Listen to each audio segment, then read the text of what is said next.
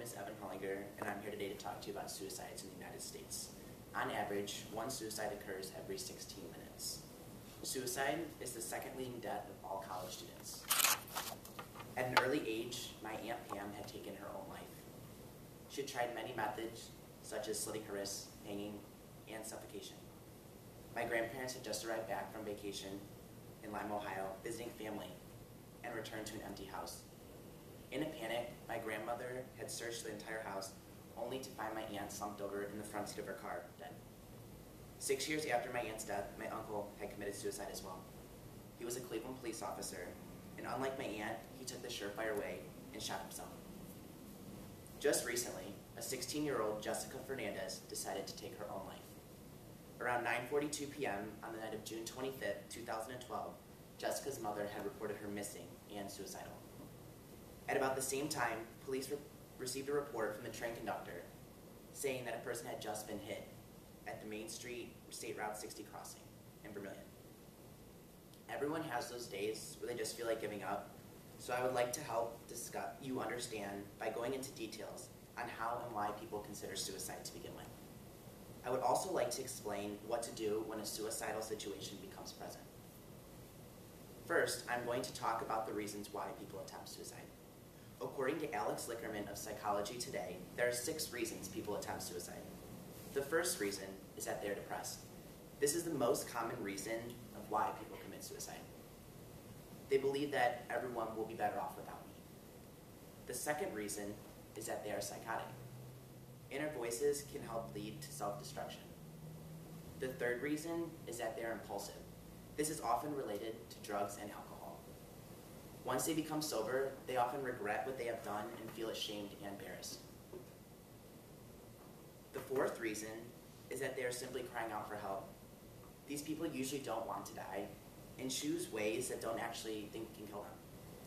They want to alert those around them that something seriously is wrong in their lives. The fifth reason is that they have a philosophical desire to die. These people aren't actually depressed, but are already suffering from a terminal illness and want to alleviate their own suffering. The sixth and final reason is that they have made a mistake. Just recently, people have started experimenting with oxygen deprivation just for the high that it brings, and it simply just goes too far and ends up in death. Now, I would like to go over some of the very alarming statistics. You may ask, what are the most common methods for suicide? The latest data available from the Centers for Disease Control and Prevention indicates that 36,909 suicide deaths were reported in the United States in the year 2009. This latest rise places suicide again as the 10th leading cause of death in the United States nationally. The suicide rate increased 2.4% over the year 2008 to equal approximately 12 suicide deaths per 100,000 people. The rate of suicide has been increasing since the year 2000. This is the highest rate of suicide in over 15 years. Second, firearms are the most commonly used method of suicide for men and women, according to WebMD. Firearms account for 60% of all suicides. Nearly 80% of all firearm suicides are committed by white males. The second most common method for men is hanging. According to Kyle Caruso, founder of Suicide.org, in 2005, 5,887 out of 25,556 male deaths were hanging and suffocating related. That statistic accounted for 22.7% of male suicide deaths in the year 2005. However, the second most common method for women is self-poisoning.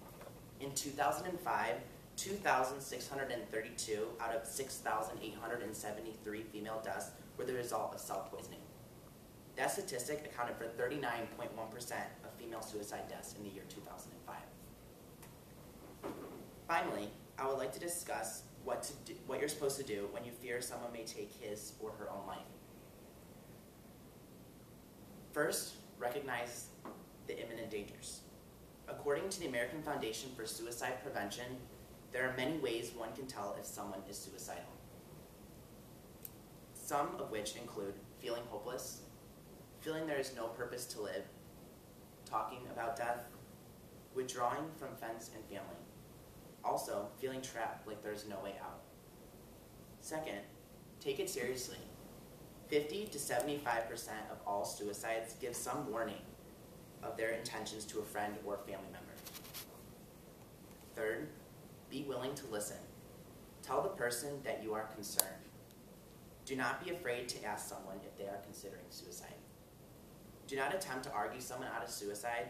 Simply let the person know that you care and that he or she is not alone. That suicidal feelings are temporary and that depression can be treated. Fourth, avoid the temptation to say you have so much to live for. In a severe crisis, do not leave the person alone.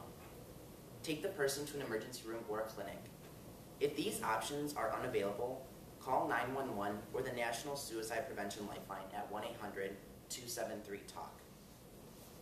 In conclusion, everyone needs to be aware of the warning signs of suicide so they can help friends, family, and or themselves, thereby reducing the rate of suicide in the United States.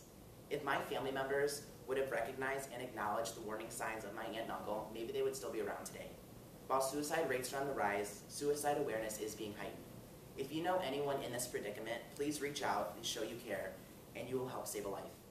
I now hope you are more educated on this very concerning topic.